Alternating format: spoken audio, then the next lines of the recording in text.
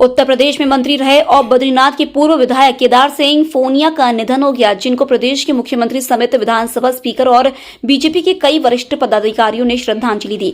मुख्यमंत्री पुष्कर सिंह धामी ने केदार सिंह फोनिया के आवास पर जाकर उन्हें श्रद्धांजलि दी। इस दौरान मुख्यमंत्री पुष्कर सिंह धामी ने कहा कि केदार सिंह फोनिया वरिष्ठ और अनुभवी नेता रहे हैं, जिनकी जाने से राज्य को एक बड़ी हानि पहुंची है।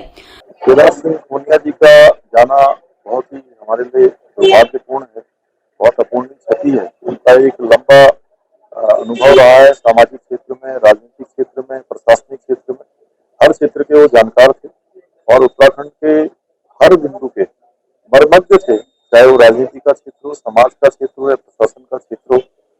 आज उनका हमारे बीच से जाना उत्तराखंड राज्य के लिए बहुत बड़ी क्षति है।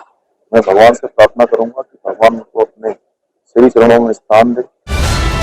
उत्तराखंड में भी भाजपा ने विधानसभा चुनाव में बम्पर वोट जीतकर बाजी मारी थी और सत्ता में आसीन हुई थी। गुजरात और हिमाचल प्रदेश में इस साल के अंत तक विधानसभा चुनाव होने हैं।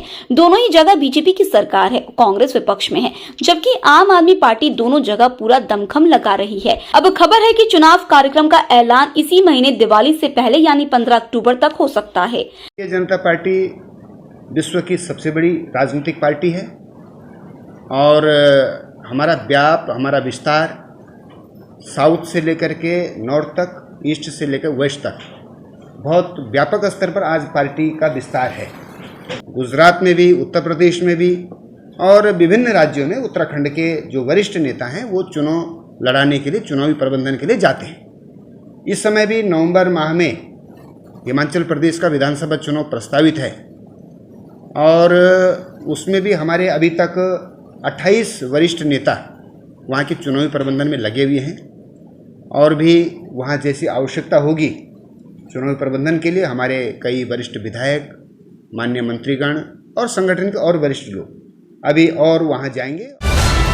दीपावली का त्योहार नजदीक आते ही अग्निशमन विभाग भी अपनी तैयारी में जुट चुका है, क्योंकि अधिकतर माना जाता है कि दीपावली के त्योहार पर आग लगने के मामले सबसे अधिक आते हैं और ऐसे में कहीं घर भी तबाह हो जाते हैं तो वहीं कई लोग की मौतें भी हो जाती हैं, जिससे निपटने के लिए अग्निशमन विभाग अभी से ही तैयारी में जुट चुका है। अग्निशमन अधिकारी सुनील दत्त तिवारी ने बताया कि दीपावली के त्योहार को देखते हुए हमने अभी से ही अपनी तैयारियां पूरी कर ली और किसी भी तरह की घटना से निपटने के लिए अग्निशमन बिल्कुल तैयार है। हमारी तरफ से पूर्णतः तैयारी है, फायर सर्विस पूरा कंप्लीट एकदम तैयार है। जैसे हमारे यहाँ से 8 जगह हम देहरादून को जैसे पूरा कवरअप करते हैं तो 8 जगह हमारी गाड़ियाँ स्टैंड बाई रहेंगी।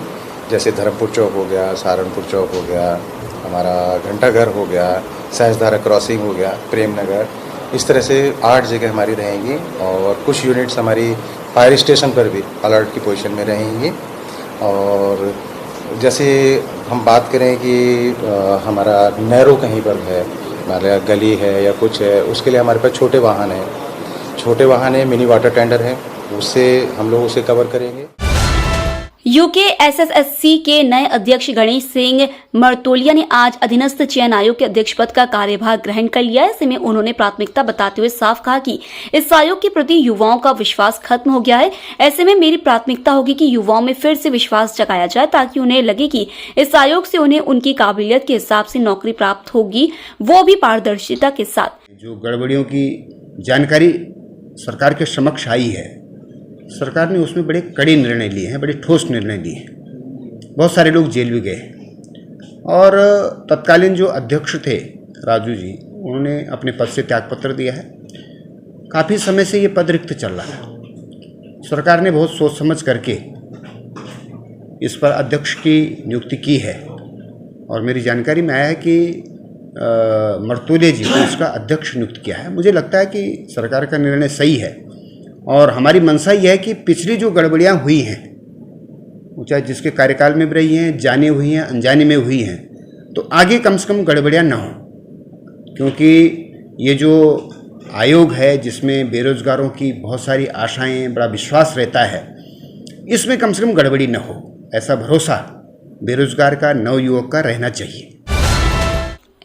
शंकराचार्य का पद सनातन धर्म का सर्वोत्तम पद है। द्वारिका शारदा पीठ पर नवनियुक्त शंकराचार्य अवि मुक्तेश्वर को शंकराचार्य बनाने को लेकर कई संतों में रोष है। उनका कहना है कि इस पद पर जन्मजात ब्राह्मण ही विराजमान हो सकता है और यह पूरी तरह से स्वघोषित शंकराचार्य है। शंकराचार्य परिषद के अध्यक्ष आनंद स्वरूप महाराज जी ने कहा कि वह और काली सेना उसका विरोध करेगी और हम मांग करेंगे कि सनातन धर्म के संविधान के अनुसार शंकराचार्य का चयन हो। शंकराचार्य जी ने कोई वसीयत नहीं की, पूज्य स्वामी स्वरूपानंद जी महाराज ने। और वो मैं जानता हूँ जो नए वाले शंकराचार्य अपने स्वघोषित शंकराचार्य जी हैं उनके बारे में भी।